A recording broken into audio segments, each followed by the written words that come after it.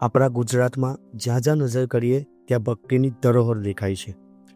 સુરતના વરિયાવ ગામમાં આવું જ એક અનોખું સ્થાન છે, જ્યાં છે ભગવાન શ્રી કૃષ્ણનું પાવન મંદિર રણછોડરાય મંદિર. લોકો એને પ્રેમથી મિની ડાકોર પણ કહે છે. આજે આપણે તેની જ ભક્તિમય સફર પર નીકળવાના છીએ. નમસ્કાર મિત્રો, ડિવાઇન વન્ડર્સમાં તમારું સ્વાગત છે અને તમે જોઈ રહ્યા છો આજનું મંદિર રણછોડરાય મંદિર વરિયાવ. અને એ સાથે જ આવા અદ્ભુત મંદિરો અને તેમની કથાઓને જાણવા માટે આ ચેનલને સબસ્ક્રાઇબ કરવાનું ભૂલશો નહીં, જેથી આપ સુધી આપણી સંસ્કૃતિના ચમત્કારો સતત પહોંચતા રહે.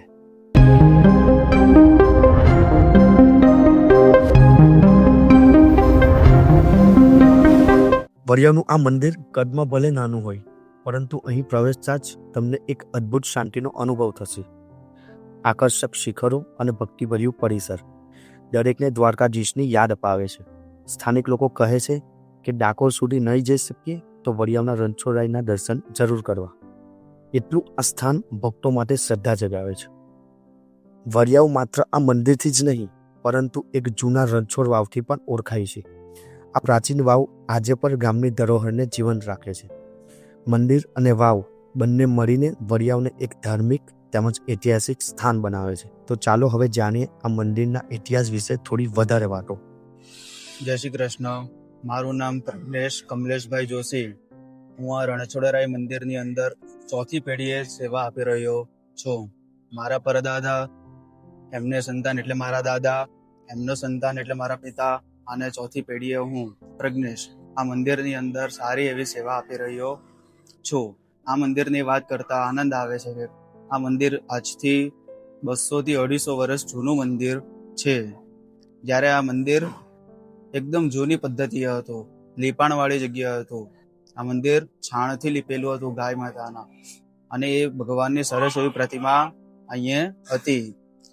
તો એ પ્રતિમા ભગવાનનું દિવ્ય સ્વરૂપ હતું. એ પ્રતિમા આપણને બહુ જૂની હતી અને ખંડિત અવસ્થાએ હતી. અને શાસ્ત્રમાં બતાવ્યા અનુસાર કોઈ પણ પ્રતિમા ખંડિત હોય તો તે મૂર્તિને વિસર્જન આપી દેવું પડે અને નવું મંદિરની પ્રતિષ્ઠા લેવી પડે. તે જ પ્રમાણે આપણે ભગવાન રણછોડરાયજીના જે જૂની મૂર્તિના તત્વ હતા એ બધા તત્વ કાઢી લેવામાં આવ્યા અને એમને લોટાની અંદર રાખવામાં આવ્યા. 2007ની અંદર ભવ્ય મંદિરનું નિર્માણ કરવામાં આવ્યું. એ મંદિરની અંદર ભગવાનની મૂર્તિ રાખવામાં આવી અને પુનઃ એ પ્રાણ પાછા પૂરવામાં આવ્યા છે. ત્યારબાદ અહીંયા ભગવાનની જે પણ માનતાઓ માને છે એ બધા વ્યક્તિઓની માનતાઓ પર અહીંયા પૂર્ણ થાય છે. જે વ્યક્તિ જે મનમાં શ્રદ્ધા લઈને આવે છે એ બધાનું અહીંયા અવશ્ય કાર્ય પૂર્ણ થાય છે. આ મંદિરની અંદર વર્ષની અંદર ઉજવાતા દરેક તહેવારો ઉજવવામાં આવે છે, તે પણ બહુ સારી રીતે. મહિનાની દર પૂર્ણિમા અહીંયા ભવ્ય સ્નાન કરાવવામાં આવે છે ભગવાનને, જેમાં દૂધ, દહીં, ઘી, મધ, ખાંડ ઇત્યાદિ અલગ અલગ બધા ઘણા બધા દ્રવ્યથી ભગવાનને સ્નાન કરાવવામાં આવે છે.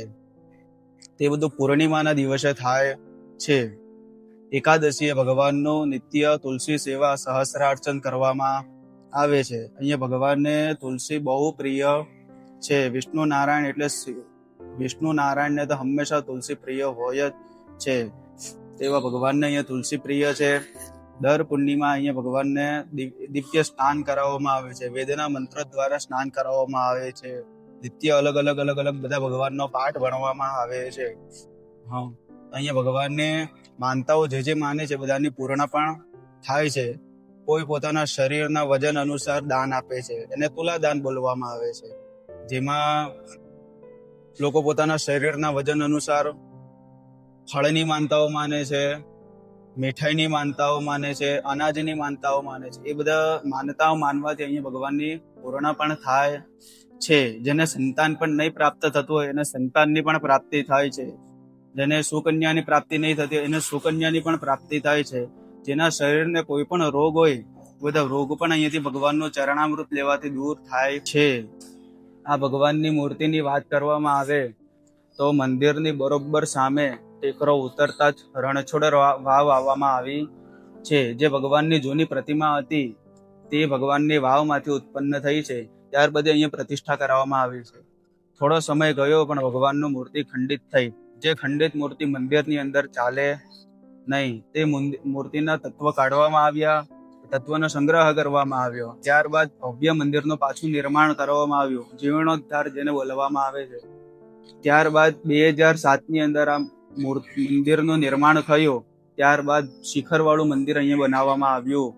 3 દિવસની પ્રતિષ્ઠાનું આયોજન થયું. નવી પ્રતિમા ભગવાનને બેસાડી અને જે જૂનું તત્વ હતું એ જ પાછું આ મૂર્તિની અંદર તત્વ પાછું પધરાવવામાં આવ્યું છે. ત્યારબાદ અહીંયા ઘણી બધી ભગવાનની અનેક ચમત્કાર રહસ્યો ઘણા બધા જાણવામાં આવે છે. જે ભક્તોની જે માનતાઓ એ બધી અહીંયા પૂર્ણ થાય જ છે. એની અંદર કોઈ પણ શંકા હોતી નથી.